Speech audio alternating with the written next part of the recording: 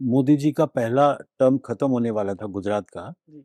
तब उस वक्त मुझे किसी ने बताया कि जो वाटर लेवल है गुजरात में, जो नीचे जाता जा रहा था, वो वाटर लेवल गुजरात में ऊपर जा रहा है।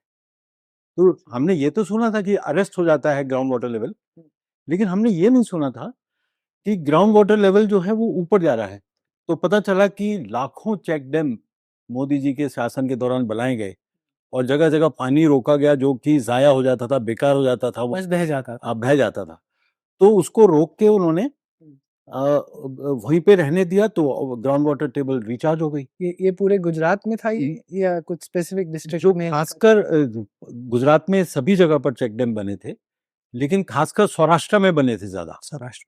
और क्योंकि वहां पे जो संकट था वो अधिक था, ज्यादा था संकट वहां पे। और फिर उसके बाद कहीं भी कोई भी गांव नहीं बचा था जहां पर 24 घंटे क्वालिटी पावर आ रही हो। मतलब ये नहीं कि पावर आ रही है बस और वो 2 घंटे आ रही है दिन में, तो बोल दिया कि बिजली आ रही है, या फिर उसकी क्वालिटी ठीक नहीं है, फ्लक्चुएशन नहीं था, अर्थिंग प्रॉपर थी, सब जो इंफ्रास्ट्रक्चर था वो प्रॉपर था। तो उससे क्या हुआ कि पलायन जो हो रहा था शहरों की तरफ, जो लोग गांवों से पलायन हो रहा था शहरों की तरफ, उसकी बजाय उल्टा हो रहा था। गांव में लोग वापस आ रहे थे और उससे गांव की इकोनॉमी बढ़ रही थी। क्योंकि जब कोई कारखाना उन्होंने लगाया, जैसे हीरे घिसने का कारखाना, पहले उनको सूरत जाना पड़ता था। सौराष्ट्र के गांव से लोग सूरत जाते थे और वहां पे वो कारखाने लगते थे। अब क्या हुआ कि वो लोग वापस आकर गांव में उन्होंने वो कारखाने लगाए छोटे छोटे। तो उससे क्या हुआ, चाय की दुकान भी बनी वहां पर। जो नॉर्मल इकोनॉमी थी वो सारी चाय वाला, पकौड़े सब आएंगे आसपास से। तब आ गया मसाला, ढाबा। और फिर 24 घंटे बिजली आ रही थी तो पंखा भी खराब होगा, तो इलेक्ट्रिसिटी रिपेयर वाला काम शुरू हो गया। नहीं तो पहले इलेक्ट्रिसिटी की चीजों का रिपेयर ही नहीं था क्योंकि इलेक्ट्रिसिटी नहीं थी। तो वो जो सारा रेवोल्यूशन था, तो वो एक मिरेकल से कम नहीं था। तो हमने कहा इस फिल्म का नाम India tomorrow the Gujarat miracle, क्योंकि हमको लग गया था कि ये व्यक्ति प्रधानमंत्री बनेंगे ही। अच्छा। तो इंडिया टुमारो, और किस बेसिस पे? गुजरात के मिरेकल के बेसिस पे। तो फिर उसके बाद हमने कंपेयर किया गुजरात मॉडल को वेस्ट बंगाल के मॉडल के साथ। वेस्ट बंगाल में कम्युनिस्ट ही थे उस वक्त तक। 2007 में हमने बनाया था, जब तक कम्युनिस्ट की कई दशकों से वहां पे सरकार थी।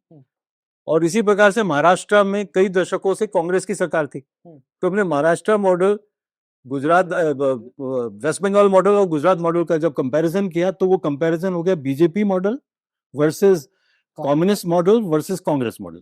तो वो फिर उसकी वो जो था, फिर उसके बाद वो उस वक्त अध्यक्ष थे पार्टी के राजनाथ सिंह जी, उन्होंने रिलीज की थी ये फिल्म और दिल्ली में रिलीज हुई। बायस तो नहीं था इसमें? नहीं, क्योंकि मोदी जी के पहले फैन थे आप?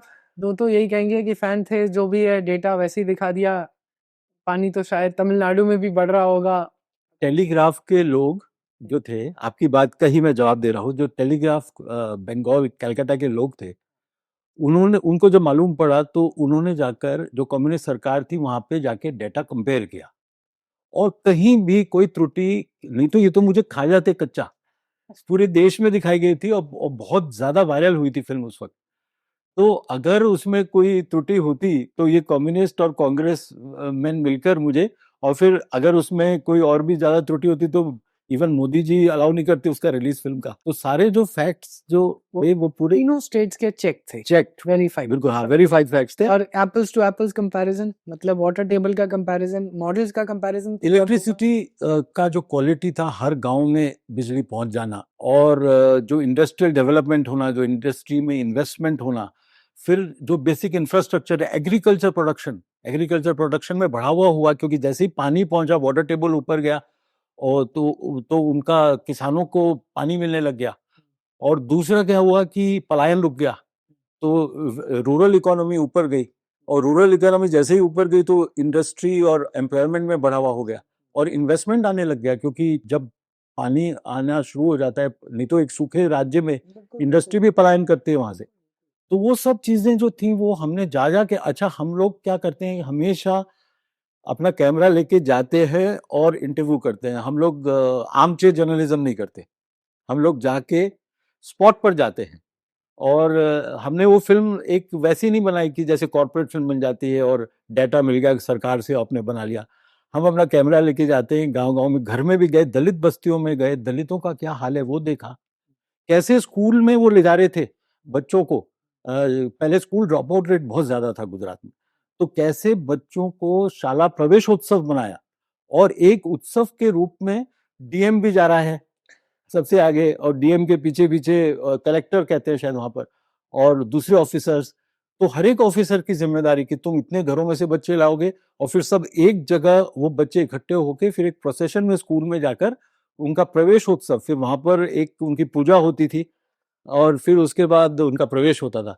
तो एक रुचि हो गई लोगों को ये सब करने में। और